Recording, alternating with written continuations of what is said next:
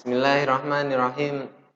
Assalamualaikum warahmatullahi wabarakatuh.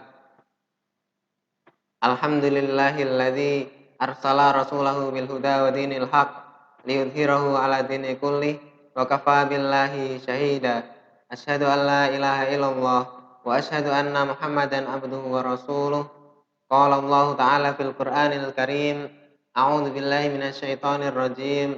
Ya ayyuhalladzina amanu taqullaha haqqa tuqatih wa la tamutunna illa wa antum muslimun. Amma ba'd. Pertama adalah kita senantiasa bersyukur kepada Allah Subhanahu wa taala. Alhamdulillah pada hari ini kita masih diberikan kenikmatan oleh Allah, yaitu berupa nikmat iman dan Islam. Kedua kalinya salawat dan salam semoga tetap tercurahkan kepada Nabi kita Nabi Muhammad Sallallahu Alaihi Wasallam. Berkat tetesan darah beliau, berkat tetesan keringat beliau, dan berkat izin Allah, Islam dapat tegak di muka bumi ini. Ma'asyiral muslimin rahimakumullah. Pada kesempatan yang berbahagia ini, saya akan sedikit menyampaikan tentang perintah untuk makan makanan yang halal. Islam adalah agama yang sempurna. Agama Islam mengatur dari aspek yang terkecil hingga yang terbesar, termasuk mengatur perintah untuk makan yang halal dan juga perintah untuk melarang makan makanan yang haram. Semuanya yang ada di muka bumi ini adalah ciptaan Allah Subhanahu wa taala. Entah itu yang baik maupun yang buruk, entah itu yang halal maupun yang haram. Semua itu adalah ciptaan oleh Allah Subhanahu wa taala. Namun kita diperintahkan hanya untuk mengambil sesuatu hal yang halal saja. Kita diperintahkan oleh Allah untuk memakan dari makanan yang halal saja. Sebagaimana diperintahkan dalam Quran surat Al-Baqarah ayat 168. A'udzubillahi minasyaitonir rajim. Ya ayuhan nasu kulu mimma fil ardi halalan thayyiba wa la tattabi'u khutuwatis syaiton innahu lakum aduwwum mubin. Wahai manusia, makanlah apa yang ada di muka bumi ini yang halal dan baik, dan janganlah kamu mengikuti ajakan setan, karena sesungguhnya dia adalah musuh yang nyata bagimu. Ma'asyiral muslimin rahimakumullah. Dalam Al-Quran, perintah untuk makan ini terdapat 27 kali dalam Al-Quran. Uniknya adalah Al-Quran senantiasa menekankan dua sifat, yaitu halal dan thayyib. Oleh karena itu, ada makanan yang zatnya halal tetapi tidak thayyib, dan juga sebaliknya makanan yang thayyib tetapi tidak halal.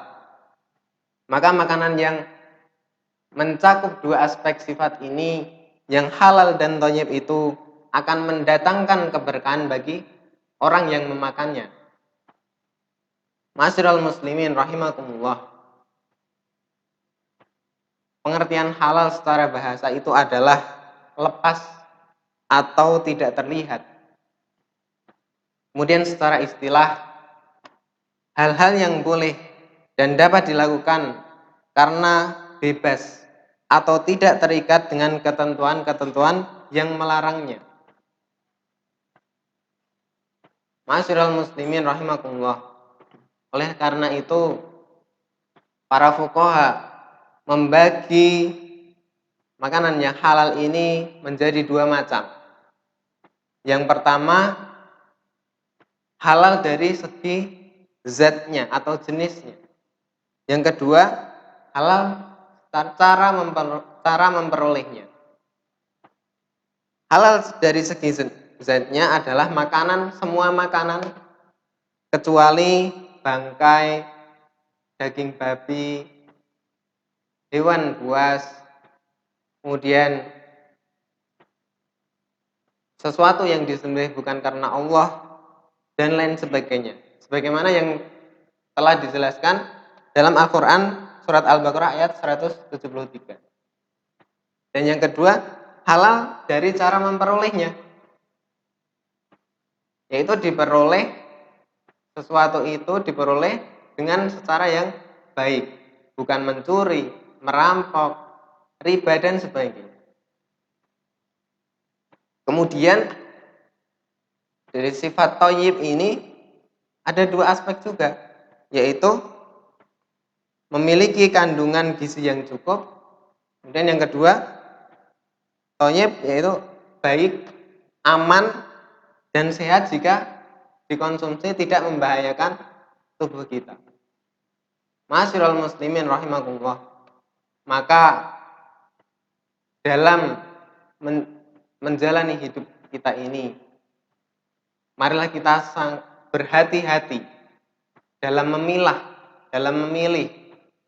Jangan sampai kita terjerumus, jangan sampai kita memasukkan sesuatu hal atau sesuatu makanan yang haram ke dalam tubuh kita.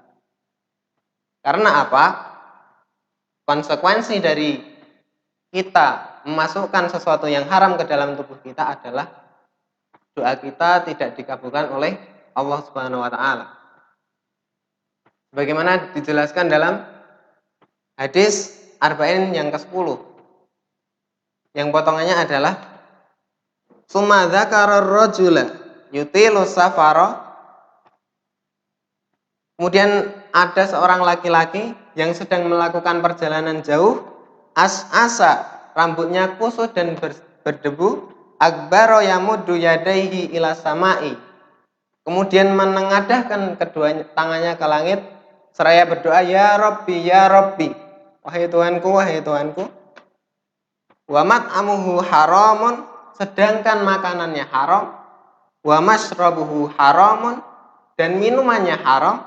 Wa malbasuhu haramun, dan pakaiannya haram. Wa ghudhiya bil haramin, dan dia dikelilingi oleh hal-hal yang haram. Fa anna yustajabu lahu. Lalu bagaimana Allah akan mengabulkan doanya? Ma'asyiral muslimin rahimakumullah. Maka ketika ada sesuatu panggilan yang baik, namun kita tidak mau mendatanginya, kita berat untuk mendatangi kebaikan itu. Kemudian ada sesuatu hal yang panggilan buruk, namun kita tidak juga mencegahnya, maka marilah kita senantiasa berintrospeksi kepada diri kita. Barangkali di dalam tubuh kita ada hal-hal yang haram masuk ke dalam tubuh kita, sehingga menghalangi kita untuk melakukan kebaikan itu. Namun jika sebaliknya, apabila ada suatu panggilan kebaikan, kita langsung bergegas untuk mendatanginya. Apabila ada keburukan, kita langsung mencegahnya. Maka insya Allah kita termasuk orang yang baik-baik saja. Dan malah kita senantiasa menjaga hal itu. Jangan sampai kita terjerumus kepada hal-hal yang buruk. Ma'asyiral muslimin rahimakumullah. Maka Rasulullah mengingatkan kepada kita untuk senantiasa bertakwa, berhati-hati kepada dalam menjalankan hidup ini. Ittaqillaha haitsu ma kunta. Bertakwalah kalian kepada Allah dimanapun dan kapanpun kamu berada, dalam keadaan apapun. Maka Umar bin Khattab menjelaskan takwa itu apa? Beliau mengisyaratkan takwa itu engkau berjalan di kegelapan malam, lalu di samping kanan kirimu ada duri, lantas kamu berjalan secara hati-hati. Takwa itu adalah hati-hati. Ma'asyiral muslimin rahimakumullah. Marilah kita bersama-sama bertakwa kepada Allah Subhanahu wa taala dalam keadaan apapun, dimanapun kita berada, berhati-hati, merasa bahwa Allah senantiasa mengawasi kita, merasa bahwa Allah senantiasa melihat kita, sehingga kita tidak mau untuk melakukan hal-hal yang buruk. Kita tidak mau memakan sesuatu hal-hal yang dilarang oleh Allah Subhanahu wa taala. Dan marilah kita berhati-hati dalam mengais rezeki. Jangan sampai kita mencari rezeki dari hal-hal yang haram. Jangan sampai kita memasukkan hal-hal yang haram ke dalam tubuh kita. Ma'asyiral muslimin rahimakumullah. Mungkin hanya ini yang dapat saya sampaikan. Semoga yang sedikit ini bermanfaat untuk kita semuanya. Dan terakhir kami ucapkan selamat berbuka puasa. Semoga puasa kita diterima oleh Allah Subhanahu wa taala. Billahi fi sabil haq fastabiqul khairat. Assalamualaikum warahmatullahi wabarakatuh.